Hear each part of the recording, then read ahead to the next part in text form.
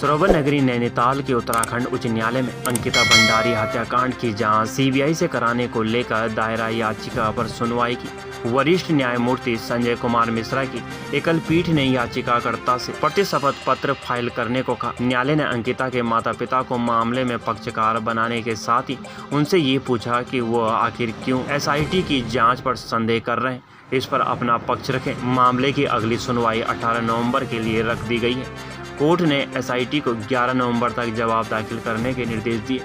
SIT high court में अपना लिखित जवाब दाखिल कर सकती है। हालांकि पौड़ी गढ़वाल निवासी आशुतोष नेगी ने हाई कोर्ट में दायर याचिका में दबाव किया कि पुलिस और एसआईटी के इस मामले में महत्वपूर्ण सबूतों को छिपा रही है। चर्चित अंकिता भंडारी के परिजन उच्च न्यायालय में बेटी को न्याय दिलाने पहुंचे थे, लेकिन बेटी को न्याय नहीं मिल पाने से दुखी परिजन न्यायालय के गेट पर ही रोने लगे। वे पौड़ी के श्री कोर्ट से यहां दायर याचिका की सुनवाई के लिए पहुंचे थे। अंकिता के पिता वीरेंद्र भंडारी ने कहा कि अब तक सरकार ने एसआईटी से जांच कराई, वो उस जांच से असंतुष्ट हैं और अपनी बेटी को न्याय दिलाने के लिए लड़ाई लड़ेंगे। उन्होंने कहा कि वो न्यायालय से सीबीआई की मांग करेंगे। उन्होंने कहा कि जागो उत्तराखंड के तहत उनकी बेटी के लिए चंदा इकट्ठा किया जा रहा है। सरकार उनकी बेटी को न्याय दिलाने का अपना मुख्य उद्देश्य तो भूल गई, वो शायद चंदे की आड़ में मामले को दबाना चाहती है। उन्होंने कहा कि सरकार ने साजिश के तहत आरोपियों की बचाने की कोशिश की और सारे साक्ष्य मिटाए।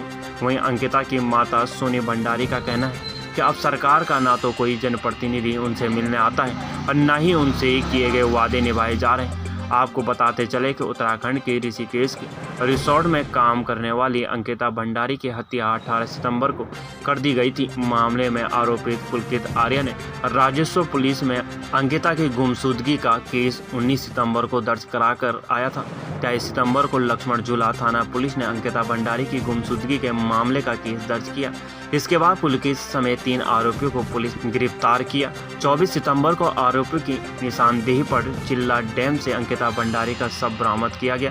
ऋषिकेश एम्स में अंकिता की बॉडी का पोस्टमार्टम हुआ और 25 सितंबर को उसका अंतिम संस्कार कराया गया। उत्तराखंड सरकार ने इस पूरे मामले की जांच के लिए एसआईटी गठित की गई थी। हालांकि अंकिता के माता पिता का कहना है कि वे एसआईटी की जांच से संतुष्ट नहीं है। ऐसे में उत्तराखंड हाईकोर्ट ने अंकिता भंडारी हत्याकांड की सीबीआई जाँच की मांग वाली याचिका की सुनवाई हुई। पिछली सुनवाई में कोर्ट ने एसआईटी को लिखित रूप से यह बताने को कहा कि रिजॉर्ट में जिस स्थान पर बुलडोजर चलाया गया वहां से कौन कौन से सबूत एकत्रित किए गए।